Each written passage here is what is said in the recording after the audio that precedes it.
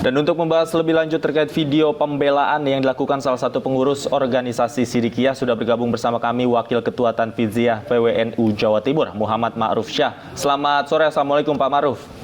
Selamat sore, waalaikumsalam warahmatullahi wabarakatuh. Baik, Pak Ma'ruf, apa yang terjadi di Sidikiyah sebenarnya bagaimana NU melihatnya, Pak?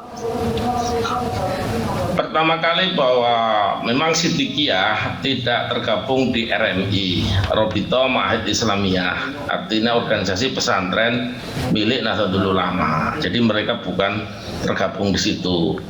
Oleh karena itu, saya kira dengan aksi-aksi yang dilakukan sebagai bentuk dukungan, kita wanti-wanti dan memohon bahwa kalau sudah menjadi proses hukum dan sudah ditangani, saya kira kita harus percaya penuh bahwa akan terjadi proses yang berkelanjutan. Itu yang pertama. Yang kedua, kalau ini sudah menjadi ranah hukum, ya ini saya mohon ini harus dipercepat persidangnya biar ini tidak berlarut-larut, dan saya mohon pada yang tidak setuju atau setuju ya mohon menahan diri lah, menahan diri, kita hormati karena kita sebagai negara hukum. Baik, Pak Ma'ruf melihat dukungan yang begitu besar dan proses yang sempat berjalan alot. Apakah dari PWNU ada rencana untuk datang langsung ke Ponpes memberikan pemahaman ataupun imbauan secara langsung kepada para santri di sana? Ya, karena sini sudah domainnya dari kepolisian dan dari aparat, dan ini kan saya dengar sidangnya akan dilakukan di Surabaya. Di Surabaya. Tentu rasa kecewa, rasa yang lainnya kita memahami.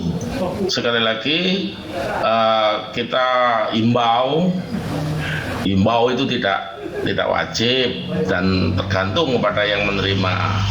Cara-cara apapun bentuknya, apalagi cara-cara yang tidak dibenarkan oleh hukum, itu justru merugikan.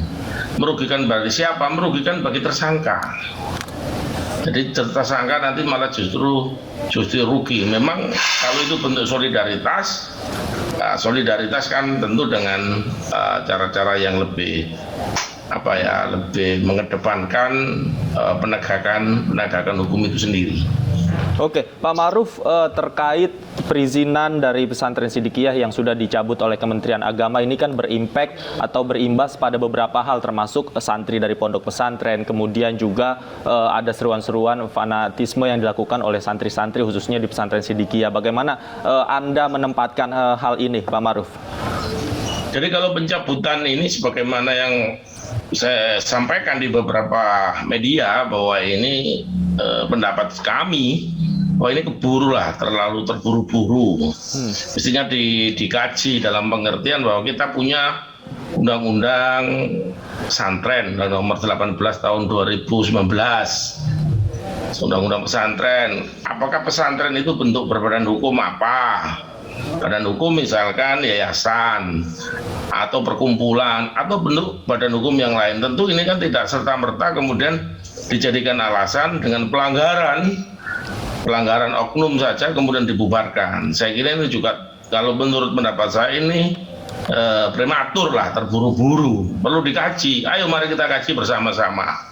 Sehingga bagaimana misalkan kalau ini dibubarkan atau apapun namanya, ini kan kasihan nasib para santri yang sedang belajar, yang sedang menempuh kegiatan proses belajar, yang tidak tahu, yang tidak dosa apa-apa.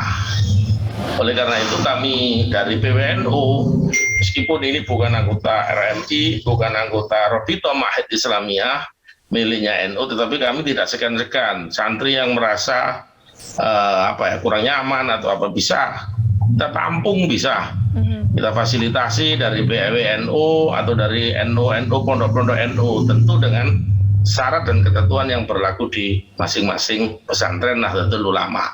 Baik, terima kasih Pak Muhammad Ma'ruf Syah, Wakil Ketua Tanfidziyah PWNU Jawa Timur sudah bergabung bersama kami di ID Sore.